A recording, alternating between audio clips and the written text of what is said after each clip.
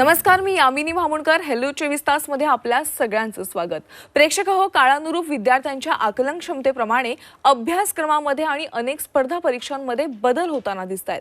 त्यामुळे नेमकं कोणत्या क्षेत्रामध्ये करिअरची निवड करायची किंवा स्पर्धा परीक्षांची तयारी कशी करायची असे अनेक प्रश्न जर तुम्हाला पडले असतील तर हेलो 24 तासच्या माध्यमातून या सगळ्या प्रश्नांची उत्तरं तुम्हाला मिळणार आहेत.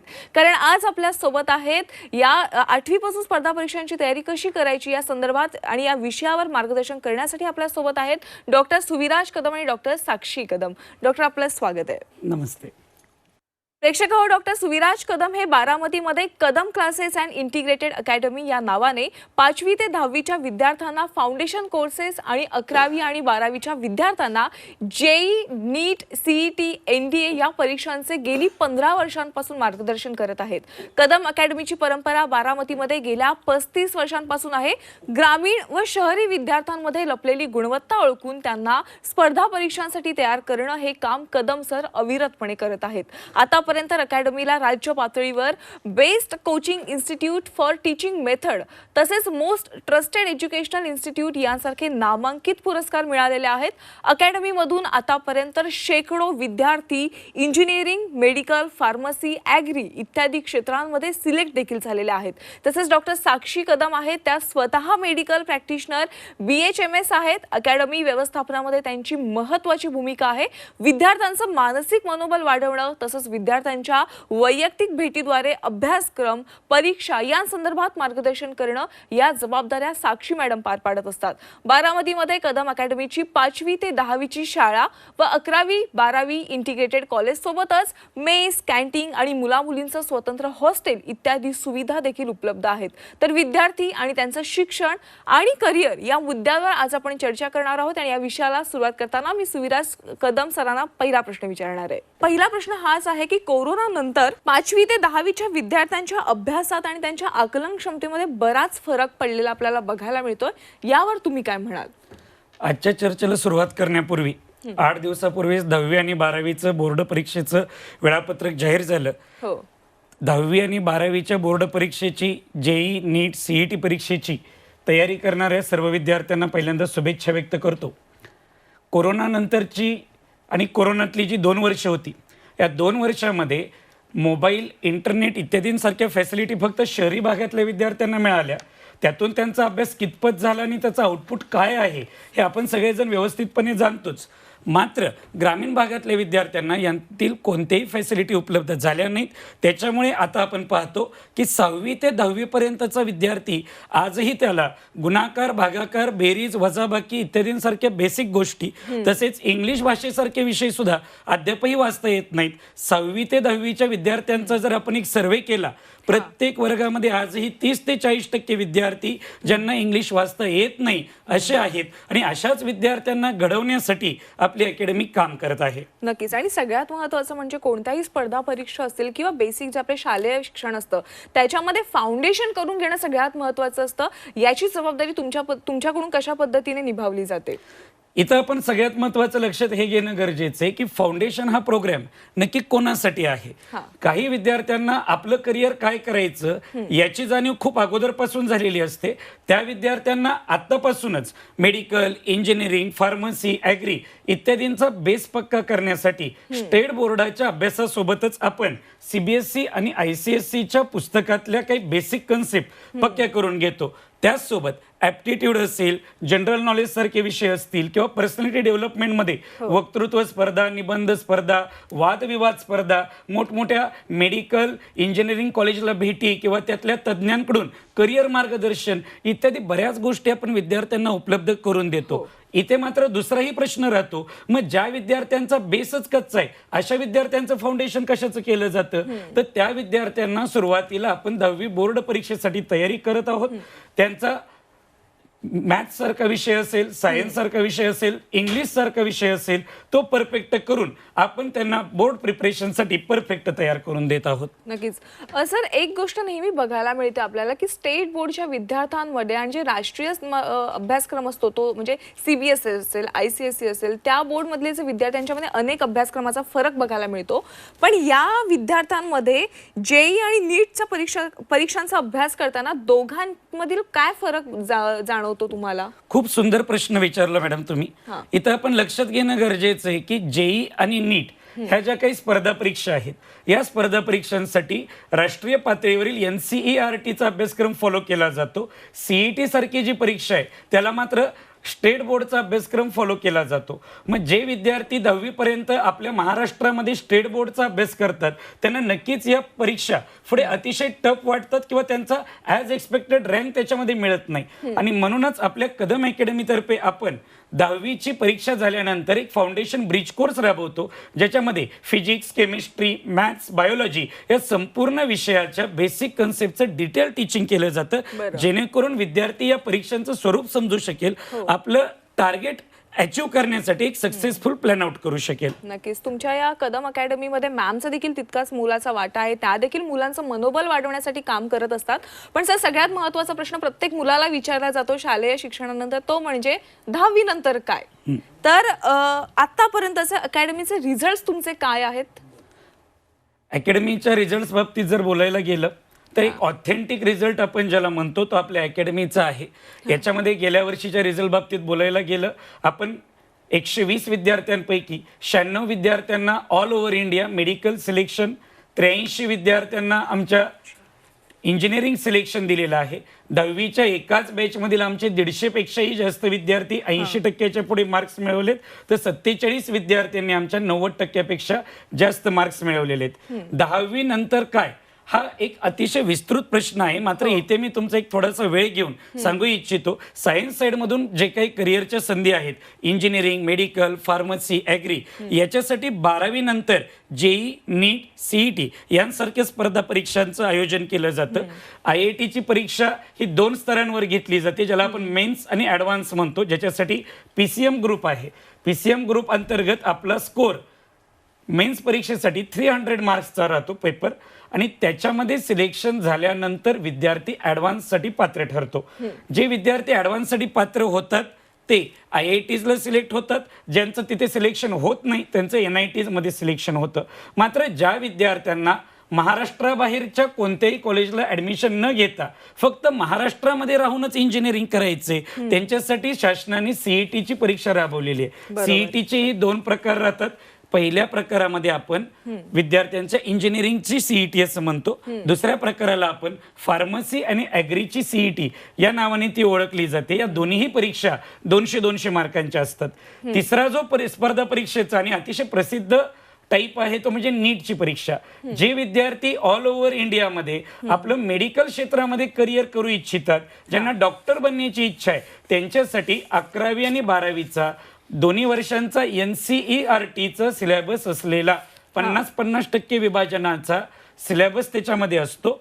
ही 720 मार्कांची होणारी परीक्षा आहे. दुसरा महत्त्वाचा फरक, जेईची आणि नीटच्या स्पर्धा परीक्षांमध्ये निगेटिव्ह मार्किंग असतं, म्हणजे प्रत्येक चुकीच्या प्रश्नाला तुमचा मार्क कमी केला जातो. मात्र CETच्या स्पर्धा परीक्षेमध्ये अद्यापही असं कोणतेही निगेटिव्ह मार्किंग इंट्रोड्यूस केलेलं नाहीये. एकंदरीत तुम्ही आता संपूर्ण ज्या स्पर्धा परीक्षा आहेत त्याबद्दल विस्तृतमध्ये सांगितलेलं आहे. तुम्ही उल्लेख केलात की IIT असेल, JEE असेल, नीट असेल किंवा MSCIT ह्या परीक्षा कशा असतात, निगेटिव्ह मार्किंग काय असते, संपूर्ण सांगितलं.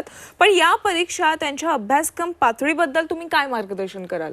इथे विद्यार्थ्यांनी महत्त्वाचा फरक एवढा जरी समजून घेतला की जेई, नीट यांचा अभ्यास करत असताना तुम्हाला NCERT पॅटर्न फॉलो केला पाहिजे. त्या लेवलचंच कोचिंग तुम्हाला मिळणं आवश्यक आहे. फक्त रेग्युलर 10वीचा आणि 12वी बोर्डाचा अभ्यास करून या परीक्षा क्वालिफाय होणं शक्य नसतं. मात्र CETच्या परीक्षेचा अभ्यास करत असताना तुम्ही बोर्डच्या परीक्षेसोबत त्याचा अभ्यास करू शकता. नक्कीच. मी साक्षी मॅमकडे येते. मॅम, जसं मगाशी देखील मी उल्लेख केलात की सर विद्यार्थ्यांना शिकवतात, पण तुम्ही त्यांचं मनोबल वाढवण्याचं एक सगळ्यात मोठं काम करता. नीट परीक्षेतील संधीबाबत आपण काय सांगाल? भारतामध्ये नीट एंट्रन्स एक्झाम ही मेडिकल प्रवेशासाठीची परीक्षा म्हणून ओळखली जाते. महाराष्ट्रामध्ये नीटद्वारे MBBSच्या एकूण 10,845 जागा इतक्या आहेत. त्यातूनही काही गव्हर्नमेंट सीट्स राखीव आहेत, त्या सरासर 4,850 इतक्या आहेत. वर्षानुवर्ष आपण पाहतो आहे की ह्या परीक्षेसाठी बसणाऱ्या विद्यार्थ्यांचा पट दिवसेंदिवस वाढत चाललेला आहे. तोही गेल्या काही वर्षांपासून 17 ते 18 लाखांइतका पण आहे. त्यामुळे विद्यार्थ्यांमध्ये एक नाराजी आहे, कट ऑफ वाढत चाललेला आहे. गेल्या काही वर्षांपासून आपण पाहतोय की नीटमध्ये बरेच गैरप्रकार होत आहेत. त्यामुळे विद्यार्थ्यांमध्ये एक नाराजी, निराशा आहे की आपले ह्या वर्षी MBBSसाठी सिलेक्शन नाही झाले. मला असे वाटते की विद्यार्थ्यांनी निराश न होता ऑल इंडिया लेवल कोटा व स्टेट लेवल कोटाद्वारे होणारे BDS, BAMS, BHMS असेही विद्यार्थ्यांसाठी कोर्सेस उपलब्ध आहेत. विद्यार्थ्यांनी त्याचाही विचार करावा, त्यातूनही त्यांचे मेडिकल क्षेत्रात एक उत्तम करिअर घडू शकेल असे मला वाटते. नक्कीच, म्हणजे नीट परीक्षेबाबत संधीबद्दल तुम्ही सांगितलेलं आहे. सर, स्पर्धा परीक्षांसाठी अनेक विद्यार्थ्यांना स्पर्धा परीक्षा द्यायच्या असतात, पण त्यांना कळत नाही की आपण कोणती स्पर्धा परीक्षा द्यायची, कधी द्यायची, 12वी नंतर 10वी नंतर, या संपूर्ण विषयावर तुम्ही आज मार्गदर्शन करताय. ग्रामीण भागातील देखील काही विद्यार्थी आहेत ज्यांना त्या स्पर्धा परीक्षा द्यायच्या आहेत, पण ग्रामीण भागामध्ये या सुविधा उपलब्ध नाही आहेत क्लासेसच्या, पण शहरी भागामध्ये या सुविधा उपलब्ध आहेत. ग्रामीण भागातून शहरात तयारीसाठी येताना विद्यार्थ्यांनी कोणती काळजी घेतली पाहिजे, तुम्ही काय सांगाल यावर? शहरी भागातले विद्यार्थी प्रामुख्याने 5वी पासूनच फाउंडेशन कोर्सेससाठी ऍडमिशन घेतात, म्हणजे ते अकॅडमी जॉईन करू शकतात. ग्रामीण भागातल्या विद्यार्थ्यांना उपलब्ध असलेल्या संसाधनाबाबत आपण बोललो तर फक्त युट्यूबवर आधारित लेक्चर्स आणि दुसरे NCERTचे बुक्स, ते पण त्यांना सहजासहजी उपलब्ध होत नाहीत. मात्र युट्यूबवरील लेक्चर्स पाहत असताना अनेकदा ते त्यांचा मिसगाईड होण्याची शक्यता असते. आता मिसगाईड विद्यार्थी कसा होतो तर एकच सक्सेसफुल झालेला विद्यार्थी अनेक अकॅडमीज मधून त्याची सक्सेस स्टोरी दाखवतो. त्याच्यामुळे नक्की कोणत्या अकॅडमीला ऍडमिशन घ्यायचं याबाबत विद्यार्थ्याच्या मनामध्ये संभ्रम निर्माण होतो. तसंच सध्याच्या मार्केटिंगच्या जमान्यामध्ये आपण पाहत आहोत की अनेक अकॅडमीज आपल्या ऑल ओव्हर इंडिया फ्रँचायझी देतात. मात्र त्यांचा जो काही रिझल्ट आहे ठराविक सेंटर्सवरून आलेला असतो, मात्र डिस्प्ले ऑल ओव्हर इंडिया केला जातो. त्याच्यामुळे विद्यार्थ्यांची ऍडमिशन घेताना मोठी फसगत होण्याची शक्यता असते. मग इथे विद्यार्थ्यांना, ग्रामीण भागातल्या पालकांना विशेषतः मी सांगू इच्छितो, कोणत्याही अकॅडमीला ऍडमिशन घेताना तिथील सक्सेस रेशो किती आहे, किती विद्यार्थ्यांचा आतापर्यंत रिझल्ट आलेला आहे, त्यांचे डिटेल अनालिसिस अकॅडमीकडून उपलब्ध करून घ्यावेत. तसेच आपल्या विद्यार्थ्याला तिथे हॉस्टेल आणि मेस फॅसिलिटी उपलब्ध आहे का, जो काही त्यांच्याकडे टीचिंग स्टाफ आहे तो JEE आणि नीट लेवल रिअली टीचिंग मध्ये असताना अचीव करतोय का, या सगळ्या गोष्टी पाहणं आवश्यक आहे. या स्पर्धा परीक्षांचा अभ्यास करत असताना सेल्फ स्टडीसाठी लायब्ररी फॅसिलिटी, प्रॅक्टिकलसाठी लॅबोरेटरी फॅसिलिटी उपलब्ध आहेत का हे पाहणं गरजेचं आहे. तसेच सर्वात महत्त्वाचा मुद्दा इथे आपल्या विद्यार्थ्यावर वैयक्तिक लक्ष देणारी टीम तिथे अवेलेबल आहे का. 60 ते 70 विद्यार्थी एका वर्गामध्ये असणं हे आपण साहजिक मानू शकतो. मात्र एखाद्या शहरामध्ये करिअरचं हब म्हणून जर 700-800 विद्यार्थी एका रूममध्ये, एका हॉलमध्ये बसवून त्यांना जर गाईडलाईन केलं जात असेल तर तिथे विद्यार्थ्याला सक्सेस रेशो कमी मिळतो. पर्यायी विद्यार्थ्याच्या मनामध्ये निराशा वाढत चालली. दुसरं महत्वाचं, अकॅडमी माझी असो किंवा आणखी कोणतीही असो, अकॅडमीला ऍडमिशन घेतलं म्हणजे तुला सक्सेस मिळाला, ही गोष्ट विद्यार्थ्यांनी मनातून काढून टाकली पाहिजे. कोणताही सक्सेस मिळवण्यासाठी अकॅडमी सोबत, शिक्षकांसोबत आणि पालकांसोबत विद्यार्थ्यांनीही तेवढ्या डेडिकेशनने अभ्यास करणं महत्वाचं आहे असं मला वाटतं. नक्कीच. आणि कदम अकॅडमी तर्फे तुम्ही ह्या मुलांचे मनोबल देखील वाढवत आहात की कोणती अकॅडमी योग्य आहे, तुम्ही कोणत्या सुख सुविधा त्यांना उपलब्ध करून देताय. ग्रामीण भागातून जे शहरी भागामध्ये येत आहेत, कदम अकॅडमीमध्ये जे विद्यार्थी येत आहेत त्यांच्यासाठी देखील तुम्ही अनेक सुविधा तिथे उपलब्ध करून ठेवलेल्या आहेत. सर, आणखीन एक प्रश्न असा की अकॅडमीमध्ये एक मोठी बाब म्हणजे कदम अकॅडमी मार्फत 11वी आणि 12वीच्या विद्यार्थ्यांचा जो अभ्यासक्रम चालू आहे त्या अभ्यासक्रमासोबतच तुम्ही त्यांची स्पर्धा परीक्षांची देखील तयारी करून घेताय. आणि खूप मोठी गोष्ट आहे इतर अकॅडमीच्या तुलनेमध्ये. तर ती स्पर्धा परीक्षांची तयारी तुम्ही कशा पद्धतीने करून घेता? प्रत्येक विद्यार्थ्याची एक बौद्धिक क्षमता आहे. 10वीला 60 ते 65%, 70% असणारा विद्यार्थी JEEचा अभ्यास नाही करू शकत. ही बाब पहिल्यांदा पालकांनी समजून घेणं गरजेचं आहे. यासाठी आम्ही विद्यार्थ्यांना सुरुवातीला फाउंडेशन ब्रिज कोर्स अंतर्गत त्यांच्या PCMB या विषयांच्या बेसिक कन्सेप्ट क्लिअर करतो. ते जेणेकरून विद्यार्थ्यांना आपण कोणत्या लेवलचा अभ्यास करू शकतो हे लक्षात येतं. त्यानुसार त्यांच्या MCQ टेस्ट सिरीज सुद्धा होतात. त्याच्या रिझल्ट नंतर विद्यार्थ्याचं डिटेल अनालिसिस करून आपण JEE advance classroom, JEE mains classroom आणि CET क्लासरूम अशा त्यांच्या वेगवेगळ्या क्लासरूम करून त्यांचं शफलिंग केलेलं आहे. तसंच बायोलॉजीच्या विद्यार्थ्यांना सुद्धा, जे विद्यार्थी रिअली नीटसाठी प्रिपरेशन करू इच्छितात त्यांचा नीटचा क्लासरूम वेगळा राहतो. त्यांना NCERT लेवलचं टीचिंग होतं. मात्र ज्या विद्यार्थ्यांना फक्त CET अंतर्गत ॲग्री, फार्मसी इत्यादी क्षेत्रांमध्ये करिअर करायचंय त्यांच्यासाठी आम्ही 12वी स्टेट बोर्डासोबत CETचंही प्रिपरेशन करून घेतो. बौद्धिक लेवलनुसार तयारी होणं हे महत्त्वाचं आहे असं मला यामध्ये वाटतं. नक्कीच.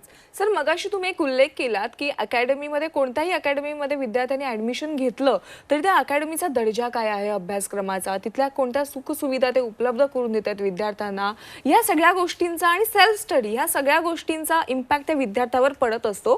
तर विद्यार्थ्यांनी कोणत्याही अकॅडमीमध्ये मार्गदर्शन घेताना अभ्यासक्रमाचा दर्जा असेल, हॉस्टेलमधील सोयी सुविधा असतील, अभ्यास आणि सगळ्यात महत्त्वाचं म्हणजे आहार, तर या सगळ्याचा अभ्यासावर काय त्यांचा परिणाम होतो? एकंदरीत सांगायला गेलं, आज ग्रामीण भागातला 50% जास्त विद्यार्थी शहरामध्ये आपल्या पुढच्या शिक्षणासाठी येतो. मात्र त्याच्या पालकाला सर्वात जास्त काळजी असते त्याच्या राहण्याची आणि खाण्याची. विद्यार्थ्याला सर्व सुखसुविधांनी उपलब्ध असलेलं हॉस्टेल आणि उत्कृष्ट आहार जर पुरवला गेला तर त्याच्या अभ्यासावरही चांगला परिणाम होतो.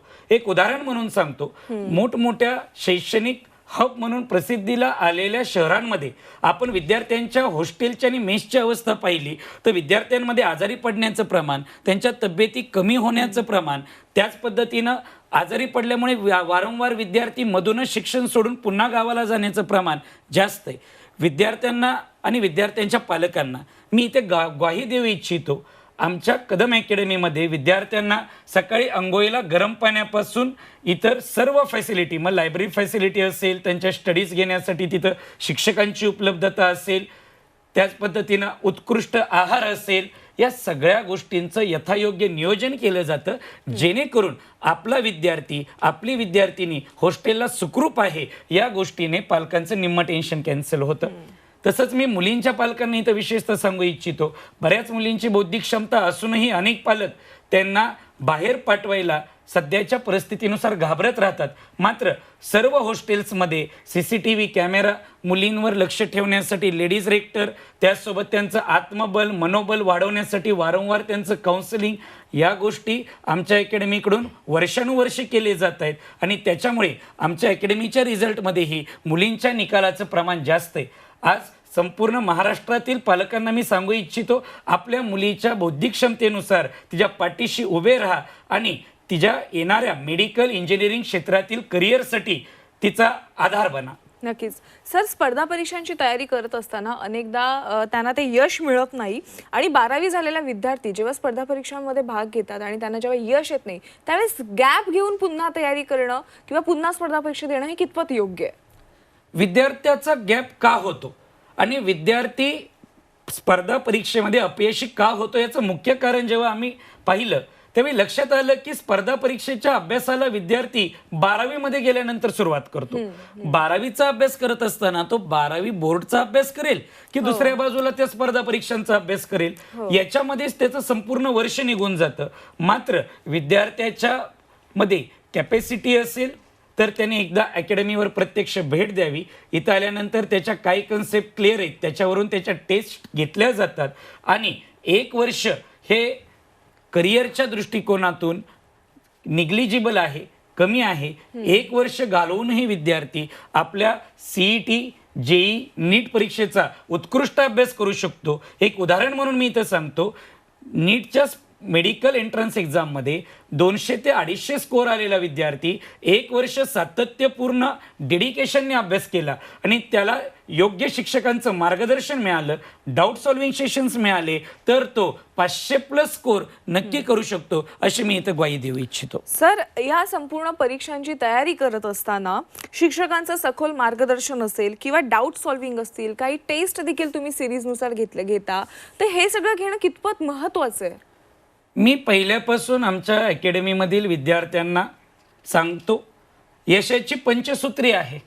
ही 5 गोष्टी जर तुम्ही वारंवार फॉलो करत राहिला तर तुम्हाला सक्सेस होण्यापासून कोणी रोखू शकत नाही. त्यातली पहिली पंचसूत्रीमध्ये पहिली गोष्ट आहे तुम्हाला उपलब्ध असलेल्या शिक्षकांचं शिकवण्याचा दर्जा. काही शिक्षक पहिल्यापासून स्टेट बोर्डचं टीचिंग करतात आणि अचानक NCERT पॅटर्ननुसार शिकवणं त्यांना अवगत होत नाही. त्याच्यामुळे आपल्याला जे शिक्षक शिकवण्यासाठी आहेत ते नक्की जेई आणि नीट लेवल अचीव करतायत का हे पाहणं. दुसरं महत्वाचं, आपले किती लेक्चर्स रोज होतात ते लेक्चर टाइम. लेक्चर नंतर तुम्ही सेल्फ स्टडीसाठी काढलेला वेळ, त्याला सेल्फ स्टडी असं म्हणूया. डाऊट सॉल्विंग सेशन्स आणि शेवटचा मुद्दा आहे तो म्हणजे तुमच्या अकॅडमीमध्ये होणाऱ्या टेस्ट सिरीज. इथे मॅडम एक महत्वाची गोष्ट नमूद करण्यासारखी आहे. जेई आणि नीटची स्पर्धा परीक्षा म्हणजे 10वी-12वीचं पाठांतर करून गेलं आणि तेच प्रश्न पेपरमध्ये आले असं अजिबात नाही. नक्की. तुम्हाला प्रत्येक प्रश्न इथे रिपीट होत नाही. प्रत्येक प्रश्न नवीन संधी घेऊन येतो. त्याच्यामुळे जेवढ्या जास्त टेस्ट सिरीज, जेवढे जास्त प्रिव्हियस इयर क्वेश्चन, ज्यांना आपण PYQs म्हणतो, जेवढी त्याची चांगली तयारी कराल तेवढे जास्त डाऊट येतात आणि जेवढे जास्त डाऊट सॉल्व्ह होतील तेवढं विद्यार्थ्यांचा नक्की. फोकस अभ्यासावरचा वाढतो आणि त्याचा सक्सेस रेशो सुद्धा वाढतो. सर, एक सगळ्यात महत्त्वाचा प्रश्न, आता जाता जाता आपला शेवटचा प्रश्न आहे हा, की आर्थिक स्थिती कमकुवत असणाऱ्या विद्यार्थ्यांना तुमच्यामार्फत एक स्कॉलरशिप देखील दिली जाते. अगदी थोडक्यात सांगा. टॅलेंट हंट ही जी एक्झाम आमच्या अकॅडमीतर्फे राबवली जाते, येत्या 8 डिसेंबरला 22 डिसेंबरला सुद्धा आहे आणि विद्यार्थी त्याच्या उपलब्धतेनुसार सुद्धा अकॅडमीमध्ये येऊन स्पर्धा परीक्षेच्या साठी असलेली ही एक्झाम देऊ शकतो, ज्याच्या अंतर्गत आपण त्याला फीजमध्ये सवलत उपलब्ध करून देतो. नक्की. सर, आज तुम्ही हॅलो 24 तासमध्ये आलात आणि आपल्या प्रेक्षकांना स्पर्धा परीक्षांची तयारी नेमकी कशी करायची, 10वी नंतर नेमकं काय करायचं आणि 11वी आणि 12वीचं शिक्षण घेत असताना देखील आपण स्पर्धा परीक्षांची तयारी करू शकतो, या सगळ्या विषयावर तुम्ही योग्य मार्गदर्शन केलं. कदम अकॅडमी मार्फत तुम्ही कोणकोणत्या सुखसुविधा उपलब्ध करून देतात, कशा पद्धतीने विद्यार्थ्यांना मार्गदर्शन केलं, या सगळ्या विषयावर तुम्ही योग्य मार्गदर्शन केलं, त्याबद्दल आपले आभार. धन्यवाद मॅडम. प्रेक्षकांनो, हॅलो 24 तासमध्ये वेळ झाली आज इथेच थांबण्याची. तुम्ही कुठेही जाऊ नका, पाहत राहा झी 24 तास.